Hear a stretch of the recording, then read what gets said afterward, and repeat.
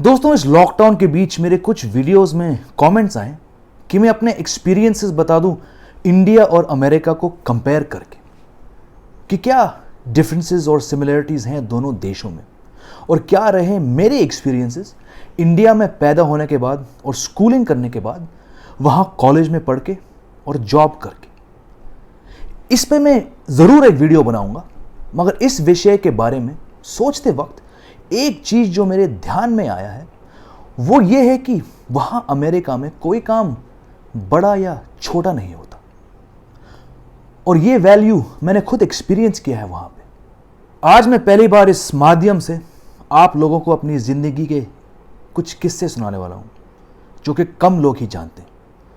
2003 में जब मैं यूएसए के कॉलेज ऑफ वूस्टर से पॉलिटिकल साइंस में बीए हासिल करके ग्रेजुएट हुआ तो मुझे तुरंत कोई जॉब नहीं मिला। मार्केट खराब थी, काफ़ी स्ट्रगल किया मैंने इनिशियली, लेकिन मैं बहुत खुशनसीब था कि कुछ रिश्तेदारों ने मुझे अपने घर में वेलकम किया, नहीं तो शायद मैं बहुत ही मुश्किल दौर से गुजरता। उन्होंने मुझसे कहा कि तुम ओहायो से बॉस्टन आ जाओ और हमारे साथ रह लेना जब तक तुम चाहो। तो इसके सहारे मैं बॉस्टन चला गया, अपना सामान गाड़ी में बांध के। अब वहां मैं पहुंच तो गया, लेकिन बिना कोई काम का नहीं रह सकता था ज़्यादा समय। मुझे अपने पसंद की लाइन में जॉब नहीं मिल रहा था और मैं काफ़ी परेशान था कि पैसे कहाँ से आएंगे। तो मेरे एक कज़न ने मुझसे पूछा कि तुम एक टेम्प एजेंसी में अपने डिटेल्स क्यों नहीं डालते हो। मैंने पूछा ये क्या होता है। फिर उन्होंने मुझे समझाया कि टेम्प एजेंसीज उन लोगों को टेम्परेरी बेसिस पे काम दिलाती है जिन्हें जॉब्स नहीं मिल रहे हैं या कोई स्पेशलाइज काम नहीं करते, या अगर कोई हाउसवाइफ हो जिसे दिन के कुछ घंटे थोड़ी सी कमाई चाहिए, या वो लोग जो किसी और देश से आए हैं और उनको परमानेंट काम नहीं मिल रहा है। अब ये सुन के मुझे थोड़ा अजीब लगा दोस्तों, क्योंकि मेरे पास बीए था और ये टेम्परेरी वाला सिस्टम मुझे कुछ ठीक नहीं लगा। शायद मेरी ये इंडिया में पैदा होके और यहाँ रहने के बाद शेप हुआ कि यार ये छोटे मोटे काम क्यों और कैसे करूँ मैं तो अमेरिका एक करियर बनाने के लिए आया था। लेकिन फिर मैंने सोचा कि नहीं, ये तुम्हारी सोच ठीक नहीं है और आखिर तुम्हें पैसे की ज़रूरत भी है। तो फिर मैं अपने कज़न के साथ एक टेम्प एजेंसी चला गया और मैंने वहाँ अपने डिटेल्स दे दिए। कुछ दिन बाद ही मुझे कॉल आया वहाँ से कि आपके लिए एक काम है, करना चाहोगे। मैंने पूछा क्या काम है। तो एक लेडी ने मुझे बताया कि आपको बॉक्सेस पैक करने होंगे एक कंपनी के लिए जो कि शिपिंग करती है। इमीडिएटली मेरे दिल में आया कि यार ये क्या काम है, मगर जल्दी से मैंने जवाब दे दिया कि हाँ मैं कर लूँगा, और अगले दिन उस पते पे चला गया जो उस टेम्प एजेंसी वाले लेडी ने मुझे दिया। अपना नाम एंट्री करने के बाद मैं उस काम में लग गया।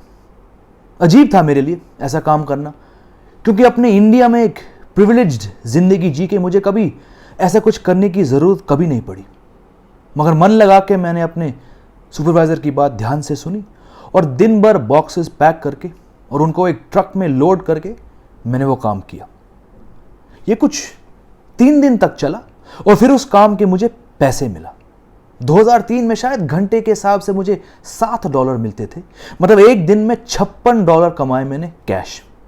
कम ही थे, मगर मुझे रेंट नहीं देना पड़ता था उस समय, तो मैंने वो 3 दिन की सैलरी बैंक में डाल दिया।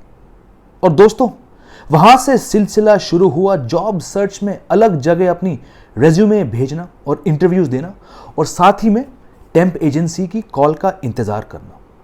हर हफ्ते कहीं ना कहीं कुछ दिनों के लिए कुछ टेम्परेरी काम मुझे मिल जाता था in and around the Boston area. मुझे याद है कुछ 5-6 हफ्ते के लिए मैंने एक शिपिंग कंपनी के अकाउंट्स ऑफिस में जूनियर अकाउंटेंट का काम किया था। उसके आगे एक बड़ी कंपनी है कॉमकास्ट, जो कि वहाँ की टाटा स्काई जैसी है, जहाँ मुझे कुछ 1 महीने के लिए मेल रूम का मैनेजर बनाया गया। मैं आराम से अपना काम करता था और फुर्सत में ऑनलाइन क्रिकेट स्कोर्स भी फॉलो करता था, और साइड में जॉब एप्लीकेशन भेजता था ईमेल और पोस्ट में फ्री। एक बार मैं एक लीसिंग कंपनी के गेट पे रिपोर्ट करके अंदर गया एक सुबह, और वहाँ मेरे साथ काम करने वालों में से एक इंडियन लेडी थी जो कि थोड़े महीने पहले अमेरिका आई थी अपने हस्बैंड के साथ।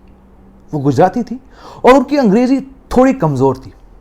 इनिशियली मैंने कुछ नहीं बोला, मगर जब उस दोपहर वो औरत हमारे रिपोर्टिंग मैनेजर की इंस्ट्रक्शंस ठीक से समझ नहीं पाई, तो मैंने उनसे हिंदी में कहा कि आप घबराइए मत, मैं आपको समझा दूंगा। और दोस्तों, उस औरत की शक्ल देखने लायक थी, लेकिन उसके बाद वो इतनी खुश थी कि उनको एक हिंदी बोलने वाला इंसान मिल गया, और अगले 2 दिन तक हम दोनों ने मज़े से हिंदी में बात की और वो लिफाफा पैक करने वाले काम किया। और वो इंडियन लेडी इतनी शॉक हो गई थी ये सुन के कि टॉम ऑल्टर का बेटा एक वेयरहाउस में बैठे लिफाफे सील कर रहा था। पर मैंने कहा, देखो मैडम, सिचुएशन ही ऐसा है कि मुझे अगर यहाँ यूएसए में रहना है तो कुछ कमाई तो करनी पड़ेगी ना, जब तक फुल टाइम एम्प्लॉयमेंट ना मिले। इस सब से मुझे सीख मिली कि वहाँ अमेरिका में कोई काम छोटा नहीं होता, क्योंकि कभी भी किसी एम्प्लॉयर या कोवर्कर ने नीची नज़रों से देखा नहीं या बात किया। वहाँ डेली वेजेस की बड़ी अहमियत है और लोग हार्ड वर्किंग हैं। ये एहसास हुआ मुझे उन 4-5 महीनों के बीच। और एक बार 3 दिन तक मैं डोर टू डोर सेल्समैन भी था। जी हाँ, पहले दिन हम लोगों को गोल्फ पैकेजेस बेचने की टास्क दिया गया था और पेमेंट सारे कैश में थे। तो हमें 4-5 जनों के ग्रुप्स में सेपरेट करके एक टीम लीडर के साथ बॉस्टन के आसपास के छोटे शहरों में ले जाया गया और उन शहरों की अलग डिस्ट्रिक्ट्स में अकेला भेजा गया कि भाई तुम्हारे पास इतने स्ट्रीट्स हैं, जाओ हर घर के दरवाजे पे खटखटाओ और गोल्फ पैकेजेस बेचो। काफ़ी मुश्किल था दोस्तों, गर्मी में सूट टाई पहन के कुछ 150-200 घरों पे जाके। बहुत बार लोगों की गालियां सुननी पड़ी। एक घर के मालिक ने अपने 2 कुत्ते भी छोड़ दिए मेरे पीछे। मगर कुछ लोग ऐसे भी थे जिन्होंने कहा कि माफ़ करिए, हम आपके डील में इंटरेस्टेड नहीं हैं, मगर आपकी मेहनत को मानते हैं, तो क्योंकि गर्मी है अंदर आओ, पानी पियो, जूस पियो। और दोस्तों, उस दिन मैंने अपने 12 गोल्फ पैकेजेस में से 10 बेच दिए और कमीशन काटने के बाद मुझे इन हैंड $220 मिले कैश, और मैं बहुत खुश था। दूसरा दिन भी मुश्किल था क्योंकि हम लोगों को बॉस्टन के बहुत दूर एक सी साइड टाउन में ड्रॉप कर दिया गया था कॉल्ड मैनचेस्टर बाय द सी। और उस दिन फॉर्मल शूज़ में 6 घंटे पैदल चला मैं। बड़े से बड़े फार्म हाउस और स्टेट्स गया मैं, और 6 घंटे की बाद जब मेरी कमाई सिर्फ $40 थी, मैं काफ़ी निराश था। और तीसरे दिन जब एक भी डॉलर नहीं कमा सका तो मैं शाम को वापस उस कंपनी में चला भी नहीं गया। सीधे अपने चाचा के घर गया और डिसाइड कर लिया कि ये मेरी बस की बात नहीं है और मैं ये नहीं करूँगा, ये मेरी बस की बात नहीं। और फिर बिल्कुल सही समय पे मेरी नौकरी लग गई बॉस्टन के एक इंश्योरेंस कंपनी में, सन लाइफ फाइनेंशियल, जहाँ मैं कुछ 1.5 साल तक जॉब करता रहा। मेरी पोस्टिंग अच्छी थी, ट्रेजरी डिपार्टमेंट में मेरी सैलरी अच्छी थी, मेरा बॉस अच्छा था, मेरे कॉलीग्स अच्छे थे, सब ठीक था। लेकिन जैसे कि मैंने पहले बताया है अपने कुछ वीडियोस में, मुझे वहाँ पे एक अपनापन नहीं महसूस हुआ जो कि इंडिया में होता है।